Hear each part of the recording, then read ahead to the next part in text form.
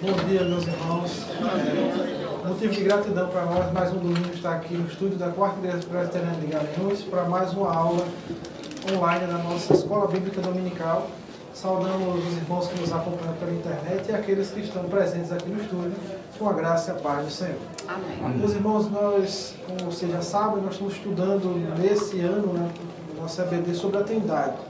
No primeiro trimestre já vimos sobre a pessoa do Espírito Santo, estamos agora vendo a pessoa de Deus o Pai, e no segundo semestre vamos dedicar integralmente ao estudo da pessoa do Filho, né, Jesus Cristo. E nossa aula hoje é intitulada Deus Pai e a Nossa Redenção. Só para dar uma contextualização para os irmãos, nós já vimos sobre os atributos de Deus, 3 aulas. Falamos sobre Deus o Pai como Criador e sustentador nas 2 últimas aulas, e hoje vamos tratar especialmente sobre a obra de redenção e como Deus Pai está envolvido nessa. A redenção ela é uma obra trinitária, o Pai, o Filho e o Espírito eles estão envolvidos. E hoje nós vamos focar especialmente no papel do Pai. As 2 próximas aulas vamos tratar sobre o relacionamento de Deus Pai com seus filhos e, finalmente, nós vamos tratar sobre os propósitos de Deus e a adoração de Deus Pai.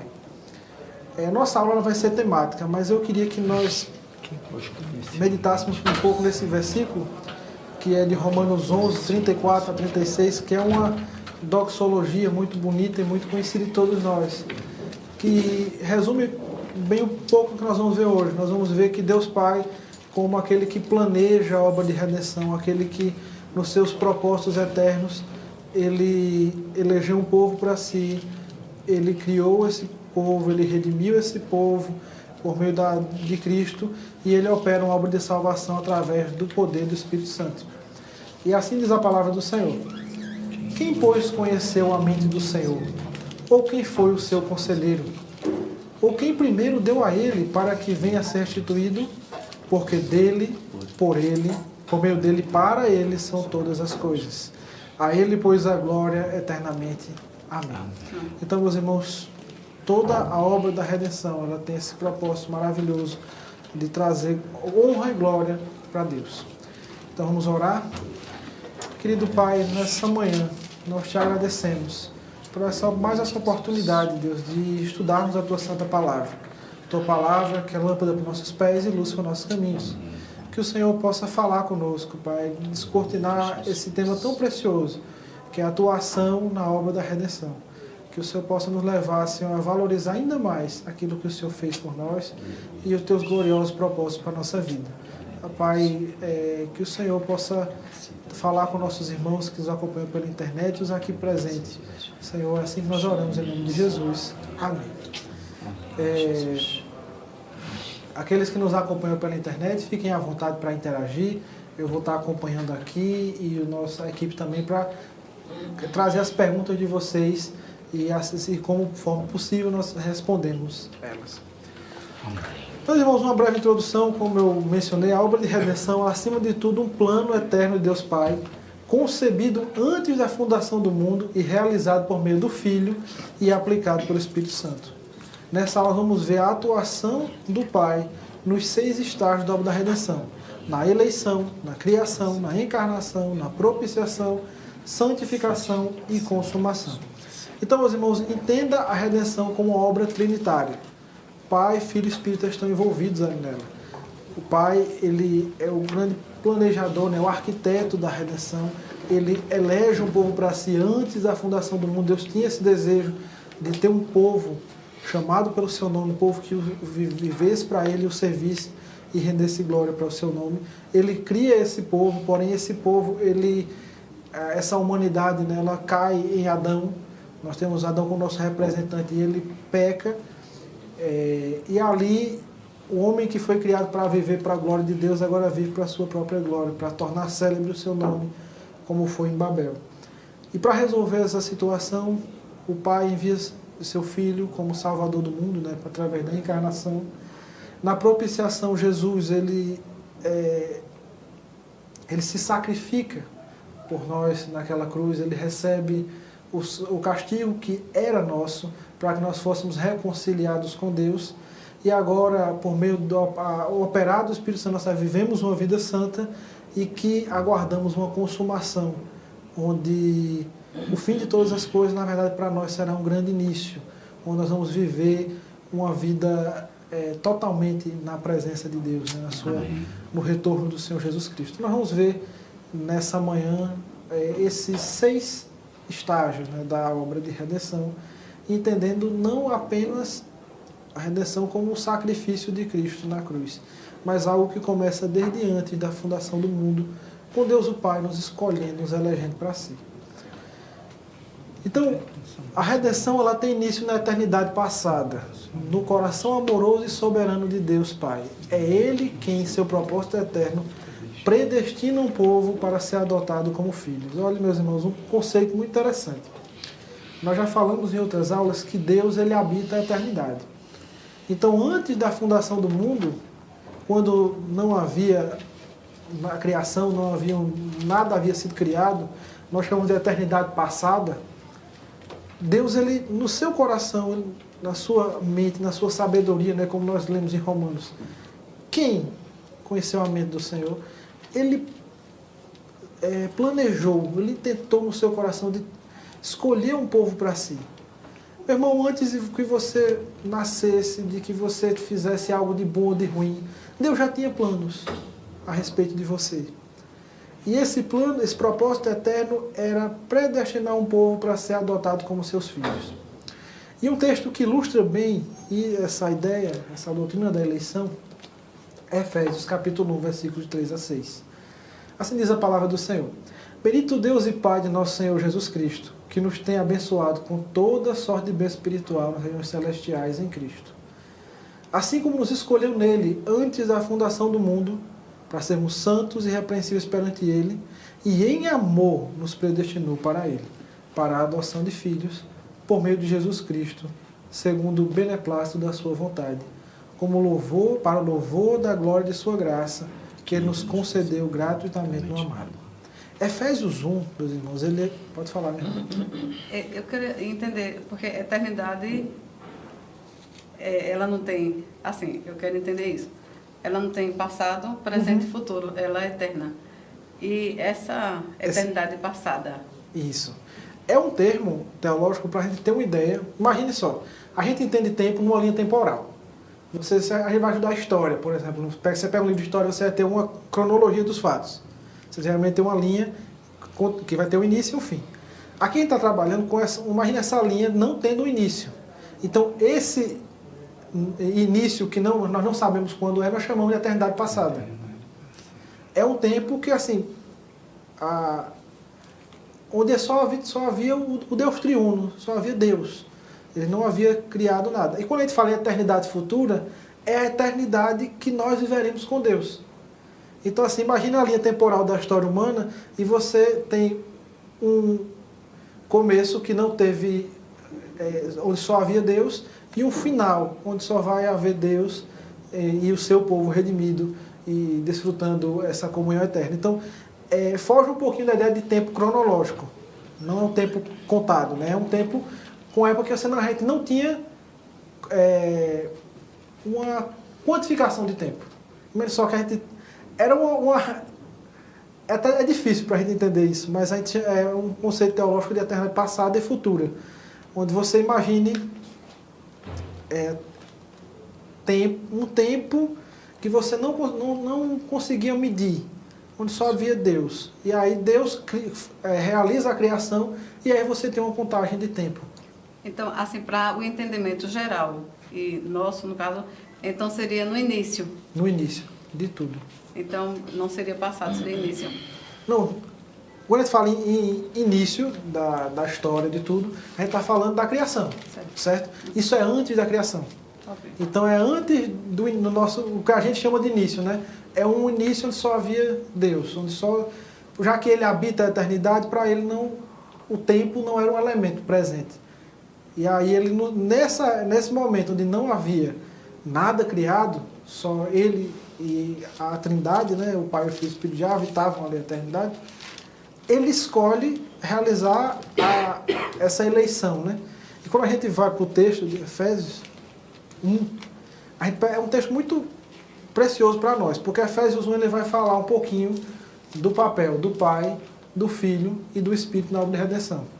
Então, quando ele vai falar do papel do Pai, que é nesse versículo de 3 a 6, ele vai seguir sempre essa estrutura, o apóstolo Paulo, ele fala o papel de cada pessoa da Trindade e termina com essa expressão, para louvor da glória da sua graça, para louvor da sua glória, entendendo que a obra de redenção e cada papel de cada pessoa da Trindade envolvida, ela tem como esse objetivo máximo, que é a glória de Deus. Se nós formos para o Catecismo de Westminster, na primeira pergunta, né, qual é o fim principal de todo homem? É glorificar a Deus e desfrutar dele para sempre. Então, toda a obra de redenção, tudo que Deus faz é visando a sua própria glória. E quando a gente examina direitinho o papel do Pai na redenção, ele é o seguinte, que Ele nos escolheu nele antes da fundação do mundo. Então, antes da fundação do mundo, Deus escolhe um povo para si. Deus, essa doutrina da predestinação, para alguns ela é difícil de entender, mas ela é uma doutrina bíblica e que nós precisamos estudá-la. E ao estudar a doutrina da eleição, o que deve acontecer é nós nos maravilharmos e nos sermos cada vez mais gratos a Deus. Porque imagine só, antes da fundação do mundo, você não tinha feito bem ou mal, você não tinha nem nascido, né? Seus pais não tinham, nem seus avós tinham concebido seus pais. Mas Deus escolhe você. Soberanamente, graciosamente, Ele escolhe para quê? Para sermos santos e irrepreensíveis perante Ele. Santos e irrepreensíveis não é uma ideia de perfeição, mas é o que o pastor nos falou no seu sermão de hoje de manhã, esse estado, né, de santidade em Cristo que nós vivemos. Para quê? Para nos ser predestinados para Ele, para a adoção de filhos, por meio de Jesus Cristo. Então Deus nos escolhe antes da fundação do mundo para sermos seus filhos, nos sermos adotados como filhos. Não porque em nós houvesse bem algum, pelo contrário, não havia nada de que nos tornasse dignos, né, desse amor de Deus. Pelo contrário, a humanidade ela rejeitou a Deus em Adão, mas Deus, antes de Adão cair, Deus já tinha nos escolhido, Deus já tinha um propósito maravilhoso para nós. E aí ele vai trazer o seguinte, que essa eleição, essa escolha, ela é segundo o beneplácito da sua vontade, Deus escolhe de acordo com a sua vontade, não é um critério nosso. Deus escolheu fulano por conta disso, Deus escolheu outra pessoa por causa disso, não. Deus escolhe de acordo com a sua vontade. Nós nunca vamos entender qual é o critério de Deus, porque Ele é soberano, Ele age como lhe apraz. Deus, nós vamos ver vários outros momentos, por exemplo, o Espírito Santo, Ele concede dons à igreja, ao corpo de Cristo. E o texto de Coríntios diz como Ele quer. Então Deus faz as coisas como Ele quer. Soberanamente, e Deus não presta contas a ninguém, porque Ele é Deus. Então é muito importante nós entendermos isso. Deus, Ele é soberano em suas ações e decisões.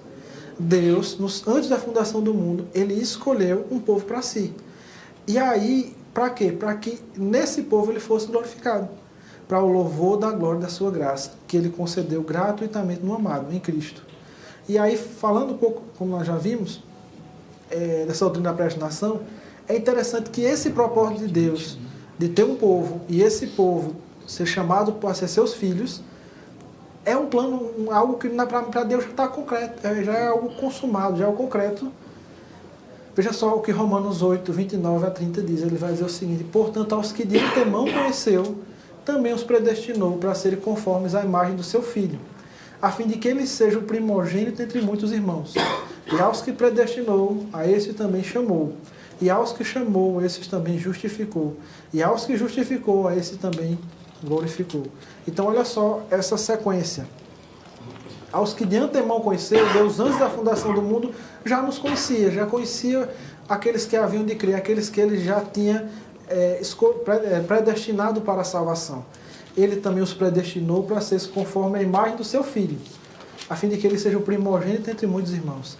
Então, aqueles que o Pai chama, que Ele predestina, Ele tem esse propósito, que é esses filhos adotados por Deus, agora eles têm que ser conformados à imagem do Filho primogênito de Deus, de Jesus Cristo. E aí, se nós formos ler o verso anterior, que é o 28, muito conhecido todos nós, que diz que todas as coisas cooperam para o bem daqueles que amam a Deus, nós vamos ver que todas as coisas cooperam para quê? Para que eles se tornem cada vez mais parecidos com o Filho primogênito de Deus, Jesus Cristo. E aos que predestinou, a esses também chamou. Então, em um dado momento da nossa vida, em um dado momento da nossa história, Deus ele vai nos chamar eficazmente. E Ele vai nos chamar, como nós temos estudado, né, em 1 Coríntios, né, no sermão do pastor Edson, Ele nos chama eficazmente para a salvação, mas Ele também nos chama para viver uma vida santa, Ele também nos chama para viver uma vida comunitária, para ser igreja. Então, nós somos chamados, em um dado momento da nossa história, por Deus, né? Esse chamado é eficaz, é uma graça irresistível, é uma graça que nos alcança e que nós não podemos fugir dela, porque nós não somos mais fortes que Deus. Quando Deus chama alguém, né? Esse é um dos 5 pontos do calvinismo. Nós estamos tratando da eleição. A eleição é lei incondicional, nós já mencionamos, e aqui nós temos um momento que o chamado de Deus, ele é através da graça irresistível. Deus nos chama irresistivelmente. Nós não somos mais fortes que Deus para resistir ao seu chamado para conosco. E esses também justificou, né? Em Cristo nós somos justificados. Há uma mudança na nossa situação.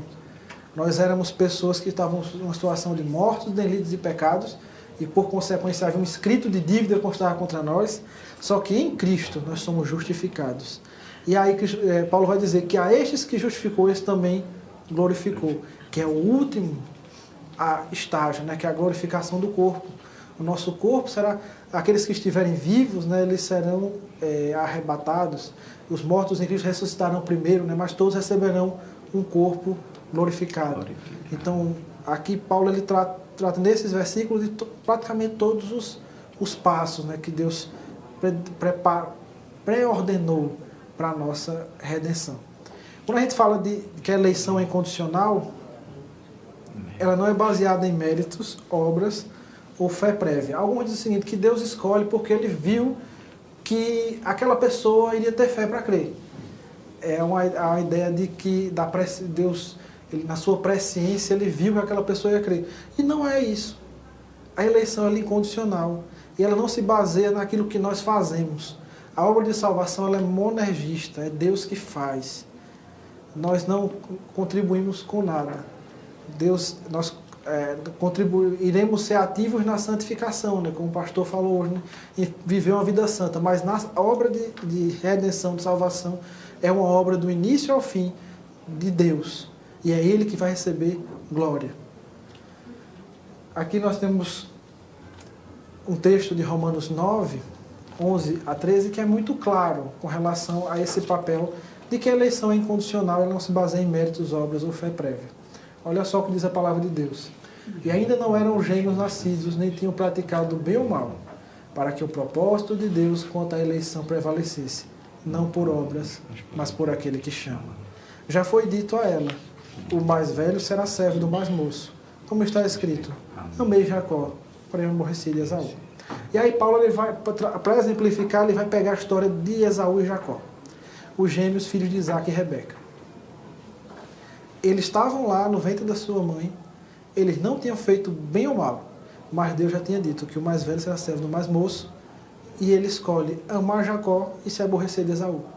Então assim, se você só, eles não praticaram bem ou mal, os gêmeos estavam lá na barriga de Rebeca, mas Deus já tinha escolhido um deles. Então não é baseado nas nossas obras. O texto de Romanos 9 continua trazendo o exemplo agora de Faraó, que Deus ele tem misericórdia de quem Ele quer ter misericórdia. E aí de Faraó ele não quis ter, né? Pelo contrário, ele endurece o coração de Faraó. Então, meus irmãos, é entender que a doutrina da eleição não no aspecto assim, muitos pensam, mas Deus é injusto porque Ele escolheu alguns e outros não. Entenda que Deus todos estavam condenados. Deus escolheu exercer sua misericórdia para com alguns. Deus não manda ninguém para o inferno, ele já está lá no inferno. Ele só tira alguns de lá. Então, ele, na sua bondade, ele escolheu alguns ali, por um critério que nós não sabemos, mas de maneira incondicional, porque não havia mérito nem bem nenhum em nós.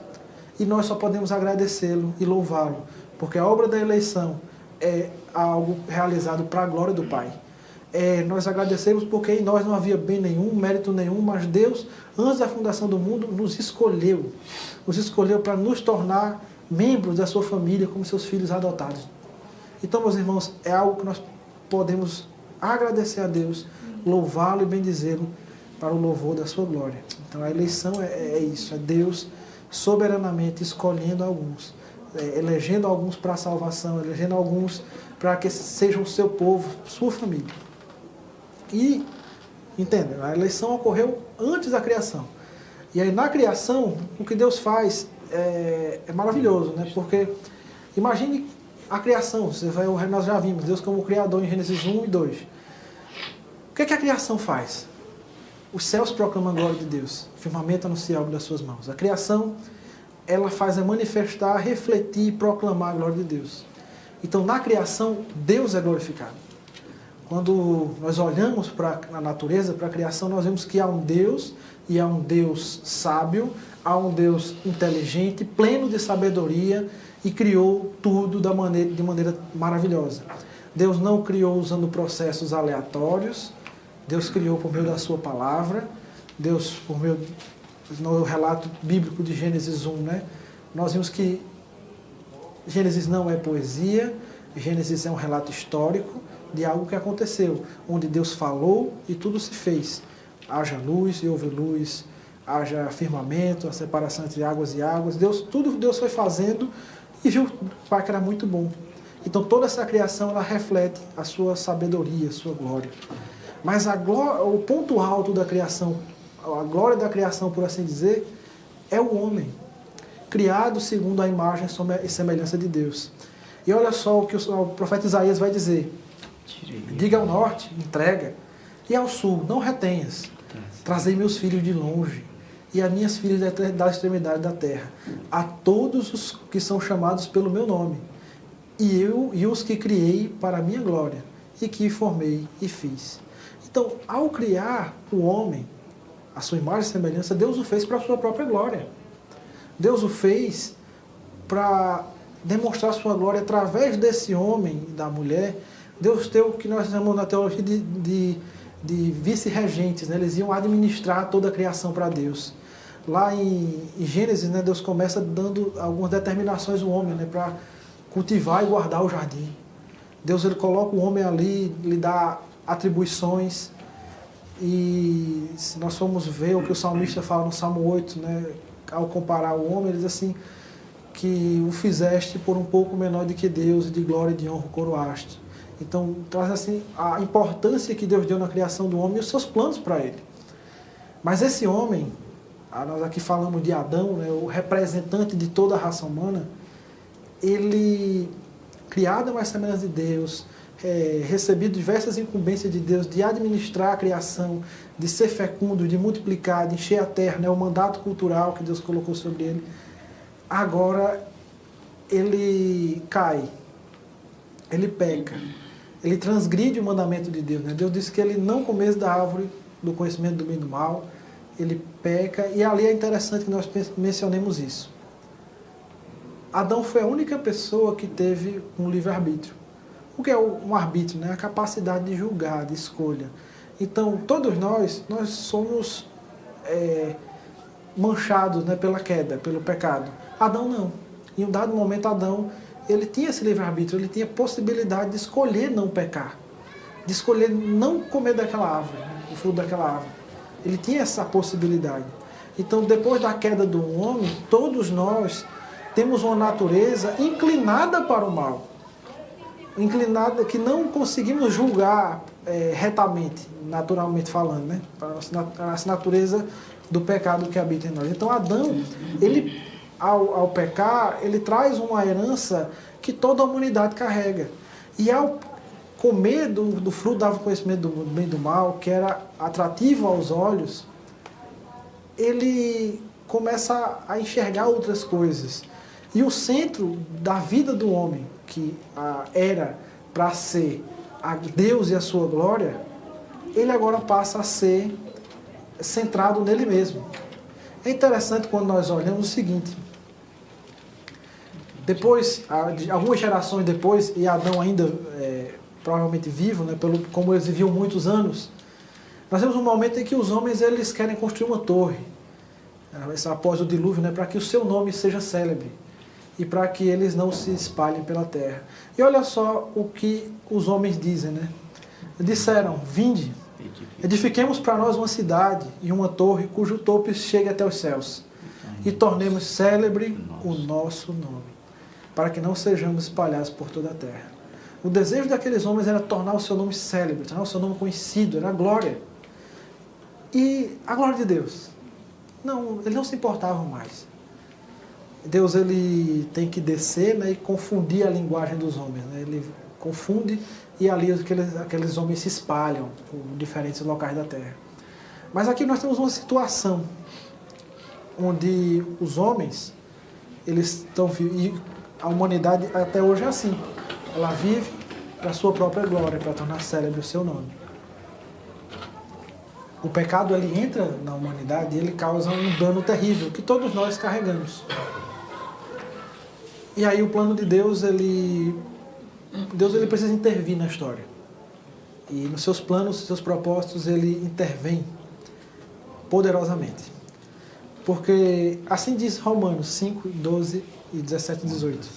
Portanto, assim como por um só homem entrou o pecado no mundo, e pelo pecado a morte, assim também a morte passou a todos os homens, porque todos pecaram. Olha só, em Adão, um só homem, o pecado ele entrou na humanidade. E o pecado, a morte passou para todos os homens, porque o salário do pecado é a morte. Ali, depois da entrada do pecado, o homem passou a ser mortal. E aí, imagine só, Adão viveu mais de 900 anos. E aí depois, a humanidade ela tem uma degradação moral muito grande, e Deus restringe para 120 anos. A gente vê lá isso em Gênesis, né, depois do dilúvio. E aí, mas esse homem uma hora vai morrer. Todos nós uma hora vamos morrer. A morte passou para todos os homens porque todos pecaram. E ele vai agora trazer um contraponto, né? Se pela ofensa de um e por meio de um só, de Adão, reinou a morte, muito mais os que receberam a abundância da graça e o dom da justiça reinarão em vida por meio de um só, a saber, Jesus Cristo. Porque assim como por uma só ofensa veio o juízo sobre todos os homens para a condenação, assim também por um só ato de justiça veio a graça sobre todos os homens para a justificação que dá vida. Então, em Jesus, em Adão, todos pecaram.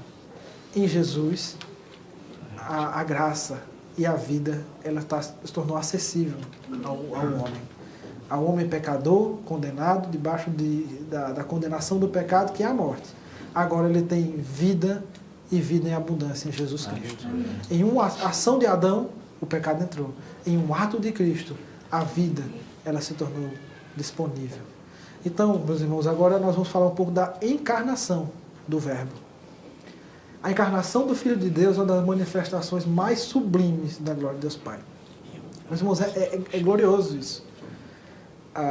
Quando nós lemos um versículo como João 1,14, que diz o seguinte: e o Verbo se fez carne e habitou entre nós, cheio de graça e de verdade, e vimos a sua glória, glória como do unigênito do Pai.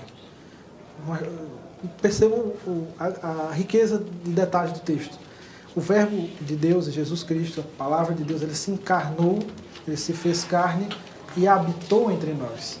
Esse habitou entre nós, também a ideia em algumas traduções mais antigas, né, ele armou um tabernáculo entre nós. Ele fez a habitação entre os homens. Deus, toda a sua glória, ele se encarna em Jesus Cristo, o Filho de Deus, e ele agora vive 33 anos aproximadamente com aqueles homens, como demonstrando a glória de Deus. Isso é grandioso, meus irmãos. Olha só, O Verbo se fez carne e habitou entre nós, cheio de graça e de verdade. O Deus Filho, ele se encarna e ele nasce um bebê lá em Belém. Isso é glorioso. Imagine só aquelas pessoas, né? Aqueles pastores, aqueles reis, eles estavam ali diante do Criador de todas as coisas. O Deus Todo-Poderoso se fez um bebezinho. Ele assumiu a limitação de um ser humano. Ele passou todas as limitações que nós passamos.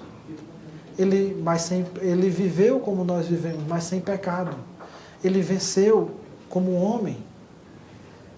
E durante a sua estada, aqueles que eles viram a glória de Deus, viram a glória como do unigênito do Pai. É muito interessante, em um dado momento do ministério de Jesus, Filipe ele pede assim, mostra-nos o Pai, isso nos basta. E ele diz, Filipe, há tanto tempo eu estou com vocês e você me pede, mostra o Pai. O Filho, o Verbo encarnado de Deus, ele manifestava a glória do Pai aqui na Terra. E ali no seu viver humano perfeito, nós temos relatos do momento do seu nascimento, da sua apresentação no templo, da sua circuncisão. Depois temos uma lacuna, ele aparece depois diante dos doutores da lei, né, interpretando a lei, e com 30 anos no seu batismo por João Batista, e no seu ministério, onde tudo ele fez muito bem. Essa frase que está escrita no Evangelho de Marcos, ela resume bem o que Jesus fez. Ao falar dos milagres, em Marcos 8 é dito o seguinte, tudo ele tem feito muito bem. Ele fez os cegos verem, ele fez mudos falarem, ele expulsou demônios, tudo que ele fez muito bem. Mas ainda, nós temos que entender esse ponto, porque o Pai é quem envia o Filho. A encarnação ela não foi uma iniciativa isolada do Filho, mas ela foi uma expressão plena do amor e da vontade do Pai para com o mundo.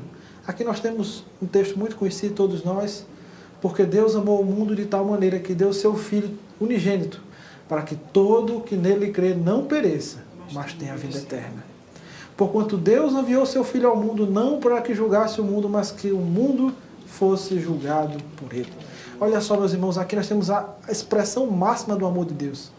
O amor de Deus, ele não é um amor apenas teórico, mas ele é prático, ele tem iniciativa, e Deus, ele deu o seu Filho unigênito. Ele prova o seu grande amor, dando o seu único Filho, para que todo o que nele crê não pereça. Todo aquele que colocou a sua fé em Cristo Jesus, ele não vai perecer. Porque aquele que o Pai deu ao Filho, de maneira alguma, ele será lançado fora. Nós estamos aqueles que creram em Cristo, eles estão nas mãos de Deus e das mãos do Pai, ninguém poderá arrebatar. Irmãos, é segurança. A obra de redenção, por ser uma obra divina, onde o Pai, o Filho e o Espírito Santo operam, nos dá segurança. Se dependesse de nós poderíamos não conseguir. Nós não conseguiríamos. Mas como depende totalmente dele, nós podemos descansar seguros, tranquilos. Porque das mãos do Pai, ninguém pode nos arrebatar. E aí ele vai dizer, porque Deus enviou seu Filho ao mundo, não para que julgasse o mundo, mas que o mundo fosse salvo por ele. Então, na encarnação, Cristo é enviado ao mundo. Olha só o que 1 de João 4,14 diz o seguinte, nós temos visto e testemunhamos que o Pai enviou o seu Filho como Salvador do mundo. Então, a encarnação, nós temos o Filho vindo, sendo enviado como Salvador do mundo, para que ele possa morrer em nosso lugar, né? E Paulo, aqui em Filipenses, ele vai falar um pouquinho da encarnação do Verbo também. Ele vai falar sobre o mesmo sentimento, a mesma atitude, que no grego é phronesis, dizendo àqueles filipenses que eles tivessem a mesma intensidade de sentimento que houve também em Cristo. Olha o que o texto sagrado fala. Tendo em vós o mesmo sentimento que houve também em Cristo, pois ele, subsistindo em forma de Deus, não julgou como usurpação ser igual a Deus. Antes a si mesmo se esvaziou, assumindo a forma de servo, tornando-se semelhança de homens e reconhecido em figura humana, a si mesmo se humilhou, tornando-se obediente até a morte e morte de cruz. Só até aí. Vejam só o que o texto sagrado nos diz. Cristo Jesus, subsistindo em forma de Deus, ele era Deus, só que ele se fez homem, né? Ele se esvaziou da sua glória durante esse tempo, né, que ele vive entre os homens, assumindo a forma de um servo, tornando-se em semelhança de homens e reconhecido em figura humana, né, a encarnação do Verbo, e a si mesmo se humilhou, tornando-se obediente até a morte e morte de cruz. Ele se humilha. Imagine só, o Criador se fazer como uma de suas criaturas, né? Então, ele se humilha a esse nível e ele vive entre nós, habita entre os homens. E Paulo vai dizer para os filipenses, vocês têm que ter esse mesmo sentimento, essa mesma atitude que Cristo teve. Ele não julgou, ele não se apegou à posição de Deus, mas ele se encarnou, ele viveu como homem com duas naturezas, né? 100% homem e 100% divino. Mas ele não se apegou a isso, mas ele se esvaziou. Nós temos que entender essa lição preciosa. Esvaziar-nos, às vezes nós nos apegamos a muitas coisas. E alguma posição, algum título, alguma coisa. Mas o Rei dos Reis, ele não se apegou à sua posição. O Rei dos Reis, ele deixou a adoração dos anjos que ele recebia para habitar entre os homens. Para nascer lá na humilde Belém e viver lá e nascer ser colocado num coxo, né? Ficar numa estrebaria. Ele podia ter nascido em Jerusalém, na capital do reino. Mas ele vai viver em Nazaré. E aí, imagine, Filipe diz para Natanael, achamos o Messias, se humilha. A encarnação de Cristo, ela traz e o ponto mais alto de obediência foi a morte na cruz, onde em um dado momento ele vai dizer, Deus meu, do verbo, ela tem um ponto muito importante que é a propiciação. Do verbo, ela tem um ponto muito importante que é a propiciação. Propiciação, a gente tem que na tampa da arca da aliança, ele era aspergida com sangue. Ali ele estava realizando a propiciação. É aquele sangue derramado representando e cobrindo os pecados do povo de Israel. Então Cristo ele realizou a propiciação pelos nossos pecados. E aqui olha só, 12, 27 e 28 vai dizer o seguinte: agora está angustiada a minha alma. E que direi eu? Precisamente para esse propósito vim para esta hora. Pai, glorifique o teu nome. Então vim para esta hora.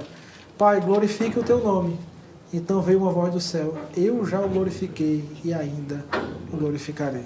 Então Jesus, ao orar, ele deixa claro que quando ele fala salve-me desta hora, essa hora é a hora da crucificação, é a hora do seu maior sofrimento, que ele já estava antevendo o sofrimento que ele ia passar. E ele vai dizer o seguinte: Pai, salve-me desta hora. Depois ele vai orar e dizer: afaste de mim esse cálice, mas não seja de acordo com a minha vontade, mas segundo a tua. Então, é sempre em submissão à vontade do Pai. Lembrando, o Pai, Filho e Espírito Santo são Deus, iguais em poder, iguais em divindade, iguais em dignidade. Mas quando o Filho se encarna, ele está em um papel de que ele está sob a direção do Pai. Então, ele está... não é que ele seja inferior, mas aqui na sua função, na sua missão, ele está abaixo do Pai como Pai, como aquele que planeja, e o Filho está executando essa obra. Então ele vai dizer o seguinte: Pai, salve-me desta hora. Mas ele sabe que precisamente para esse propósito para que eu vim. Pai, glorifica o teu nome. Ele sabendo que naquele ato, onde Cristo está sendo oferecido como propiciação para os nossos pecados, o Pai seria glorificado. E aqui é um ponto importante, meus irmãos. O perdão de pecados que Deus Pai nos concede, ele é gratuito para nós, mas alguém teve que pagar o preço. Cristo paga o preço em nosso lugar. Se o Pai apenas nos perdoasse sem que Cristo houvesse pagado o preço, ele podia ser acusado de ser injusto. Porque se ele disse que o salário do pecado é a morte, ele não poderia nos perdoar sem que alguém morresse e pagasse a nossa pena. Então Cristo vem e ele realiza a propiciação, ou seja, ele derrama o seu sangue para que nós tenhamos paz com Deus. Ele paga o preço que era nosso. O escrito de dívida que constava sobre nós, como Paulo fala em Efésios, ele foi rasgado, o preço foi pago, a propiciação foi realizada, o sangue foi aspergido, né? Não mais sobre a tampa da Arca da Aliança, né? Não mais como o autor de Hebreus vai dizer, não é o sangue de carneiros e bodes, mas o sangue de Cristo que tem eficácia eterna. Anualmente o sacerdote tinha que ir lá e fazer o ritual de propiciação todos os anos. Mas agora, em Cristo, o sangue de Cristo tem eficácia eterna. Ele é uma vez derramado e ele é eficazmente, a sua eficácia é eterna. Romanos 3, 23 e 26, ele vai ilustrar esse processo de propiciação. Ele vai dizer o seguinte: pois todos pecaram e carecem da glória de Deus. Isso aí é o fato, né? Todos pecaram, sem exceção, e nós estamos carentes da glória de Deus. Algumas traduções dizem que foram destituídos da glória de Deus. E ele vai trazer assim: sendo justificados gratuitamente por sua graça, mediante a redenção que há em Cristo Jesus, a quem Deus propôs no seu sangue como propiciação, mediante a fé, para manifestar a sua justiça, por ter Deus, na sua tolerância, deixado impunes os pecados anteriormente cometidos, tendo em vista a manifestação da justiça no tempo presente, para Ele mesmo ser justo e justificador daqueles que têm a fé em Jesus. Vejam só, meus irmãos, isso que destaquei a propiciação, né, que é esse ato representando aquilo que era feito no Antigo Testamento, mas ele vai dizer o seguinte, que em Cristo Ele manifesta a justiça no tempo presente, para Ele mesmo ser justo. Ele não pode ser acusado de injustiça, porque ele perdoa os pecados, porque alguém pagou os créditos de dívida. Adão, como representante de uma velha criação, ele, no ato de transgressão dele, todos pecaram. Mas no ato da obediência de Cristo, no seu sangue derramado, ele cobre multidão de pecados. Ele muda a nossa história. E aí Deus, o Pai, ele pode ser ele pode ser justo, e ele também é o justificador daqueles que têm a fé em Jesus. Então, a propiciação, ela tem esse propósito de também trazer glória ao Pai. Ele vai ser justo e o justificador, simultaneamente. E agora, o penúltimo aspecto é a santificação. Nós vimos o seguinte, que o Pai, Ele nos elegeu desde a eternidade com um propósito claro de nos conformar à imagem do Seu Filho. Nós lemos Romanos 8, 29. Isso se realiza progressivamente na história através da santificação. Nós vimos dois aspectos de santificação hoje pela manhã no sermão.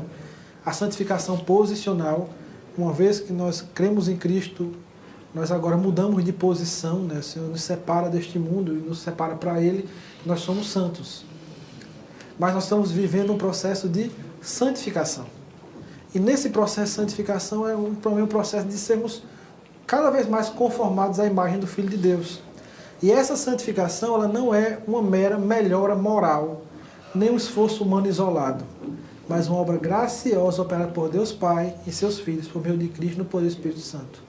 A santificação não é uma mudança exterior, não é uma mudança comportamental. Muita gente, elas tentam mudar, elas tentam ser pessoas melhores por si mesmas, né? Elas tentam seguir uma filosofia de vida, elas tentam mudar a sua forma de agir.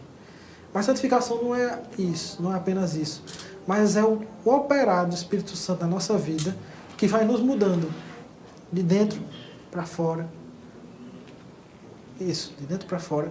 E trabalhando na nossa vida, onde nós vamos mortificar os frutos da velha criação e vivificar para a nova criação.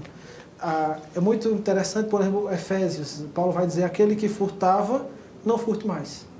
A mortificação, né? Não furte mais. Antes, faça com as suas mãos o que é bom. Trabalhe, né? Faça com as suas mãos o que é bom para acudir o que acudiu necessitado. Então, esse processo de santificação é como Paulo vai ilustrar em suas epístolas de Colossenses, e acho que Efésios também, é como você se despir do velho homem e se vestir do novo homem. E deixar algumas obras e começar a viver uma vida que agrada a Deus. Nesse processo de mortificação e vivificação. Deixar as obras da carne e viver uma vida de acordo com o poder do Espírito Santo. E é o Espírito Santo que nos capacita a viver uma vida santa. Não é apenas um esforço nosso, não, eu vou me esforçar. Mas o Espírito Santo operando eficazmente na nossa vida. E aí eu queria trabalhar esse texto com os irmãos, que vai também mostrar que a santificação, essa nova vida, ela é para a glória e o louvor de Deus Pai. Filipenses 1, 9 a 11, ela vai dizer o seguinte: e também faço esta oração, que o vosso amor aumente mais e mais em pleno conhecimento e toda percepção, para aprovardes as coisas excelentes e seres sinceros e inculpáveis para o dia de Cristo Jesus, cheio do fruto da justiça, que é mediante Jesus Cristo, para a glória de Deus Pai. Ele vai orar pelos filipenses, né? Paulo, se for ver suas cartas, tem várias orações redigidas. E é o seguinte, ele ora para quê? Para que o seu amor aumente mais e mais, no pleno conhecimento, toda a percepção, para provar as coisas excelentes e ser sinceros e inculpáveis para o dia de Cristo Jesus, e cheio do fruto da justiça. Esse fruto da justiça se refere a uma vida de santidade, a uma vida de santificação, a qual é mediante Jesus Cristo, para a glória e o louvor de Deus. Quando nós, pessoas regeneradas, pessoas nascidas de novo, vivemos uma vida em santificação para a glória de Deus, o Pai é que recebe a glória. É interessante quando nós vemos Jesus falando no Sermão do Monte, né, que diz assim, para que vejam as suas boas obras e glorifiquem ao Pai. As boas obras, a nossa vida santa, não é para a nossa glória, é para a glória do Pai. Tudo que o Filho fez e tudo que nós devemos fazer é para a glória do Pai. Se formos ver vários momentos, né, Paulo vai falar, não vos cansemos de fazer o bem a todos. Então, tudo isso que nós fazemos é para a glória do Pai. Você faz o bem, não para que você seja visto como uma pessoa bondosa, caridosa, não. Mas para que, através da sua vida, Deus seja glorificado. Você vive uma vida santa, uma vida que atende ao que Deus pede de nós, para agradá-lo, para que o seu nome seja glorificado. Então, sempre nesse aspecto, sempre a glória de Deus é o centro. É viver para a glória de Deus. Isso foi restaurado muito pelos reformadores, especialmente depois dos puritanos. Nós precisamos que cada aspecto da nossa vida ele seja vivido na sua integralidade para a glória de Deus. Se você trabalha, você precisa fazer o melhor para que Deus seja glorificado. Se você, no seu ambiente familiar, no seu círculo de amizades, você tem que cultivar virtudes para que seja Deus glorificado na sua vida. Então esse é um ponto crucial na santificação. Então, nós precisamos entender o que a gente viu até agora. Nós somos predestinados para a glória de Deus, nós somos criados para refletir a glória de Deus, somos redimidos para o louvor da glória de Deus e estamos sendo santificados para a glória de Deus. Então todo o processo de redenção que vai chegar na consumação, ele tem esse propósito, esse centro, que é a glória de Deus. Então, irmãos, fiquem à vontade para interagir, para perguntar. Aqueles que estão nos acompanhando pela internet, fiquem à vontade. Mas eu achei bem ilustrativo nós seguimos essa sequência, né? Nós somos predestinados para a glória de Deus, criados para refletir a glória de Deus, redimidos para o louvor da glória de Deus e santificados para a glória de Deus. Então, a nossa vida ela tem que estar focada nesse propósito, glorificar a Deus. Então, vamos agora para o último item, né, da nossa sequência, que é a consumação. E imagine só, meus irmãos, que a consumação da história, ela não será apenas o fim de um tempo, mas ela vai ser o clímax, né, o ponto mais alto da revelação da glória de Deus Pai, por meio de seu Filho glorificado e por intermédio de seu povo santificado. O último dia será o da manifestação plena de que Deus é em justiça e graça. Entendemos que nós vivemos um momento que estamos aguardando essa consumação. Existem eventos escatológicos que precisam ser cumpridos para que nós cheguemos nesse momento, né, na segunda vinda de Cristo, onde Ele virá publicamente, né, como assim diz sua palavra, onde, como um relâmpago, né, que sai do Oriente e se mostra no Ocidente, Ele vai vir publicamente. E na sua vinda será resolvido, por assim dizer, o problema do pecado. Esse pecado que nos atingiu e que nos contaminou. Nós vamos ser plenamente libertos do pecado. Em Cristo, nós já fomos libertos da condenação do pecado, somos libertos do poder do pecado e seremos libertos da presença do pecado. Vamos ter um ponto final. Um ponto final do pecado. Ele vai dar o ponto final a isso. A consumação, ele vai... o último inimigo, né, como Paulo fala, a ser vencido é a morte. Nós vamos ser libertos da presença do pecado e da consequência do pecado, que é a morte. Nós vamos ter corpos gloriosos, assim é nos dito em 1 Coríntios. E nossas limitações, né, que nós temos hoje, enfermidades, não haverá mais necessidade disso. Tudo será resolvido. Nós não vamos mais necessitar das coisas que nós vivemos hoje, porque tudo vai passar. Deus enxugará dos nossos olhos todas as lágrimas. Tudo que nós passamos, todas as coisas vão passar. E olha só que bênção. Paulo ele vai escrever, primeiro falando da situação daqueles que não obedecem ao Evangelho e que não creram. Estes sofrerão penalidade de eterna destruição, banidos da face do Senhor e da glória do seu poder. Olha que trágico. Aqueles que não creram, que não obedeceram ao Evangelho, eles vão sofrer uma penalidade de eterna destruição. Aqui não é o aniquilacionismo, né? Essa pessoa ela vai sofrer essa destruição no que Apocalipse chama de o lago de fogo. Alguns dizem que tratam do aniquilacionismo, né? Que vai ser destruído. Não. É um lago de fogo, e como Jesus ele vai dizer assim, onde o verme não... Paulo falando. Mas não veja que sofrimento, meus irmãos, banidos da face. Crentes em Cristo, o que nós mais desejamos é o dia que nós vamos ver Jesus, nós vamos ver a Deus, nós vamos estar na sua presença. Hoje nós podemos sentir a presença de Deus e viver de acordo com a sua direção, sentir o seu Espírito agindo na nossa vida, mas nesse dia nós vamos, João fala que nós o veremos como Ele é. Então, veja que pena para essas pessoas, eles vão ser banidos da face do Senhor e da glória do seu poder. Olha a bênção para aqueles que creram em Cristo, para aqueles que nasceram de novo, são novas criaturas. Quando vier para ser glorificado nos seus santos e ser admirado em todos os que creram naquele dia. Porque foi crido entre vós o nosso testemunho. Olha só. Para ser glorificado nos seus santos, e para ser manifestado nos seus santos, em todos que creram, ele vai ser manifesto e ser admirado em todos que creram. Na consumação também será um fim glorioso, porque nós vamos poder admirar a glória do Pai, a glória de Deus. Olha só que bênção para todos nós.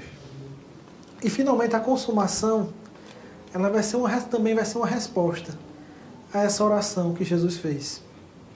Pai, a minha vontade é que onde eu estou, estejam também comigo os que me deste, para que vejam a minha glória, que me conferiu, porque me amaste antes da fundação do mundo. Jesus ora por nós, para que nós, aqueles que o Pai deu a Ele, estejam com Ele, e para que vejam a sua glória. Na consumação, nós estaremos com Ele. Jesus diz, na sua última ceia, que ele não ia beber mais do fruto da vida, mas ele ia beber novo no reino do seu Pai. Então nós vamos desfrutar desse momento com Jesus. Desfrutar desse momento, dessa resposta a essa oração de Jesus. Nós estaremos com Ele, como os filhos adotados e amados pelo Pai, vivendo eternamente nessa consumação desse plano, desse propósito de Deus, que começou na eleição, passou pela criação, pela encarnação e propiciação, santificação e agora pela consumação. Se nós fôssemos estudar cada etapa dessas, é só por cima, é só panorâmico, aí nós teríamos muita coisa, muitas aulas. Mas, de conclusão, do começo ao fim, a redenção é a obra do Pai, realizada por meio do Filho e aplicada pelo Espírito, e ordenada à exibição e ao gozo da glória de Deus Pai. Viver para a sua glória é o nosso chamado, e desfrutar da sua glória é o nosso destino eterno. Como diz o Catecismo Maior do Westminster, qual é o fim principal do homem? Glorificar a Deus e gozá-lo para sempre. E é o Deus Pai que nos atrai, nos transforma e nos conduz a esse glorioso fim. Entendemos, irmãos, que toda a obra de redenção, ela vai gerar glória para o Pai. Em todas as etapas, nós vimos que esse elemento da glória do Pai presente. E como diz aqui a nossa conclusão, né? Viver para a sua glória é o nosso chamado. E desfrutar da sua glória é o nosso destino eterno. Vamos orar? Querido Pai, nessa manhã te agradecemos pelo privilégio de estudar a Tua Palavra, pelo privilégio de poder ver, Senhor, o Teu plano para conosco, que começou desde antes da fundação do mundo e que será consumado, Senhor, para que nós vivamos diante da Tua glória, Pai, e desfrutando dessa glória para sempre. Te oramos, Senhor, para que o Senhor nos capacite, Deus, a viver para a Tua glória. É assim que nós pedimos, em nome de Jesus. Amém. Amém.